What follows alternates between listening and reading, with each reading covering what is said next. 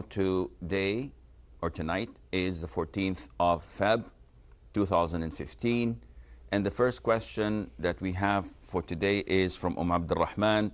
She says, what's the ruling on celebrating Valentine's Day?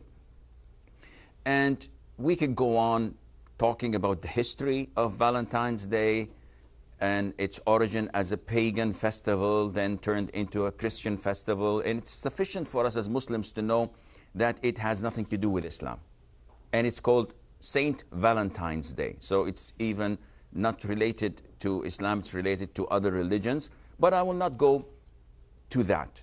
Celebrating Valentine's Day, whether by giving gifts or receiving them, or selling red roses, or wearing red clothes, or sending postcards, all of this is totally prohibited in Islam. The Prophet said, alayhi salatu salam, whoever imitates a people, he is considered to be among them, with them, from them.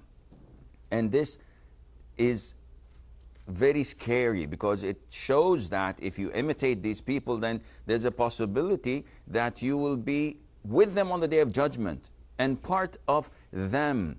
So this is totally prohibited to celebrate by any form or mean. The problem is not here. The problem is that there are two types of people who celebrate Valentine's Day. Those who are living among the kafir, in kafir countries, in non-Muslim countries. And these people, I feel sorry for them, because they have what is called as peer pressure. So everyone around them is exchanging cards. And we know that the rate of divorce in these countries booms rocket high on the 14th of February, on Valentine's Day. And this is backed by statistics. They say that the divorce rate increases.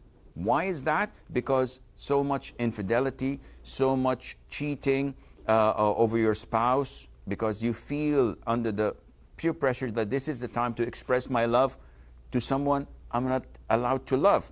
But at the end of the day, you have to express yourself. You have to get out of the closet. You have to do this and that, and then we know what happens. Islam totally opposes that. The second type of people who celebrate Valentine's Day are those who are living among us, among the Muslims, in Muslim countries.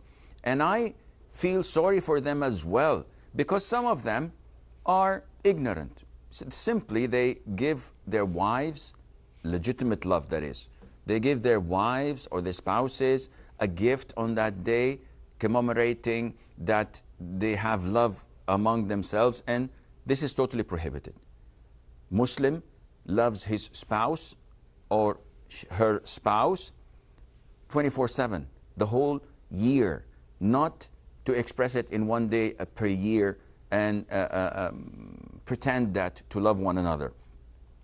The other type of people who celebrate this are those who are indulged in haram relationships. So boyfriend, girlfriend, colleague at school, and no matter how many times scholars tell them that this is haram, this is against Islam, blah, blah, blah, they would not listen, because they have this rebellious feeling. They inside do not love Islam. They want to rebel. They feel this resentment. They have this inferiority complex in them, feeling that whatever Islam tells them to do makes them second class. So they want to excel, so they think. So they want to be someone else. And the only way to do this is to celebrate Christmas, New Year's, Halloween. Imagine in Saudi Arabia, in the Arabian countries, some of them celebrate Halloween. You find boys and girls walking down the street with a dog. What is this? Is this part of a culture? Is this part of a religion? They could care less, because they want to stand out in a crowd. And whoever does this ends up in hell. As the Prophet tells us, not to wear libas al-shuhra, not to look to be famous or identified by a certain way of style that you are following. So Valentine is totally prohibited, and it's not part of Islam, and it's a major sin to celebrate it, and Allah Azza wa Jalla knows best.